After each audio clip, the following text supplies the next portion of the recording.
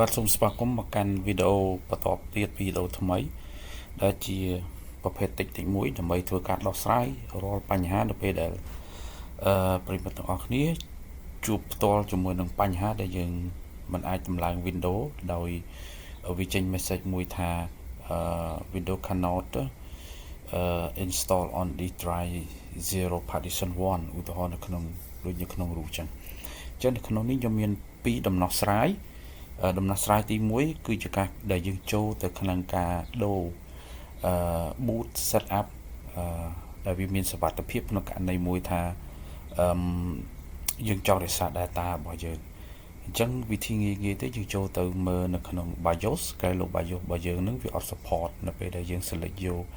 UEFI ឬក៏យើងប្រភេទ legacy អញ្ចឹងអានេះវាកាត់ឡើងនៅពេលណាដែរនៅពេលដែល hard disk ចាប់ធំយើងធំជាង GB នៅពេលដែលយើងជ្រើសរើសយក UEFI ទៅលើការ set up ហ្នឹង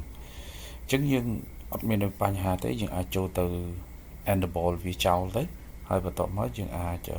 បន្តទៀតបានអញ្ចឹងក្នុងករណីដែលយើង enable វាមានករណីច្រើនបើសិននៅក្នុងករណីមួយថាប្រិមិត្តចង់បានsecurity កាន់តែច្រើនក៏ប៉ុន្តែទោះបីយ៉ាងណាក៏ដោយយើងអាចបិទ option នឹងបានលើតម្រូវការជាពិសេសទៅលើ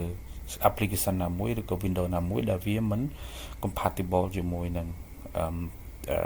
target hard disk ចឹងវាកាត់ឡើងជាពិសេសគឺ hard disk ចាប់ពី2 TB ដែលយើង click យក enable ទៅលើ UEFI អញ្ចឹងវាងាយទេយើងគ្រាន់តែថា tick និង non tick ហើយបើសិនជាយើងត្រូវការ disable យើងគ្រាន់ disable ចោលទៅអូខេចំណែកឯsolution ទី2គឺជា solution មួយដែល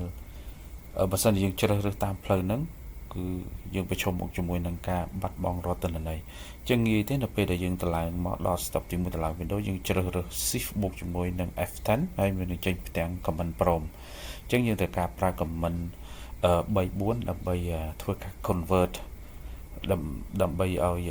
Windows នេះវា support វិញអញ្ចឹង command ទី1តកតងជាមួយនឹង disk path ទី2យើង list down នៅ disk អញ្ចឹងបើសិននៅក្នុងករណីយើងមាន disk ច្រើនអញ្ចឹងវានឹងចេញកន្លែងហ្នឹងអញ្ចឹងកន្លែងនេះកុំ laptop របស់ខ្ញុំមានតែមួយទេយើងឃើញតែ disk 0អញ្ចឹងបើសិនជាមាន hard disk បន្តទៀតគេហៅថា disk 1 disk 2អញ្ចឹងឥឡូវនេះនៅក្នុងនេះយើង select យក disk 0ទេដោយសារតែយើងមានមួយដើម្បីយកមកធ្វើការឧទាហរណ៍នៅក្នុងវីដេអូនេះអញ្ចឹងឥឡូវខ្ញុំរើសយក0បន្ទាប់មកខ្ញុំ enter បន្ទាប់មកយើងប្រើ command មួយទៀតគេហៅថា command clean អញ្ចឹងនៅពេលណាដែលយើង clean នៅលើ hard disk 0ហ្នឹងអញ្ចឹង hard disk ទី1ខ្ញុំនិយាយថា hard disk ទី1វានឹងបាត់បង់រតនន័យទាំងអស់ហើយវានឹងចាប់ផ្ដើមបង្កើត partition ថ្មីអញ្ចឹងនេះទៅយើងបានជោគជ័យក្នុងការ delete ហើយបន្ទាប់មកយើងនឹងចាក់ចេញពី command prompt ហ្នឹង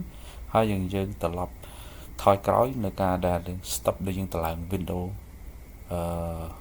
ដូចមុនអញ្ចឹងឥឡូវយើងចាប់ដើមជ្រើសរើសហើយជ្រើសរើសប្រភេទនៃ Windows Pro ហើយបន្ទាប់មកយើង sub ទៅលើ license ហើយយើងចាប់ដើមចូលឃើញឥឡូវនេះយើងឃើញ partition មានតែមួយដោយសារតែយើង delete ហើយអញ្ចឹងនៅក្នុងនេះឧទាហរណ៍យើងអាចបង្កើត partition មួយផ្សេងមួយទៀតទៅតាមអ្វីយើងចង់បានឥឡូវយើងបាន2ហើយអញ្ចឹងយើងចុច next ដើម្បីចាប់ដើមតម្លើងអញ្ចឹងនៅក្នុង step នេះប្រិមិត្តអាចឃើញហើយថាយើងអាចជោគជ័យហើយយើងអាចតម្លើង Windows បានអរគុណច្រើនក្នុងការតាមដានវីដេអូបន្តទៀត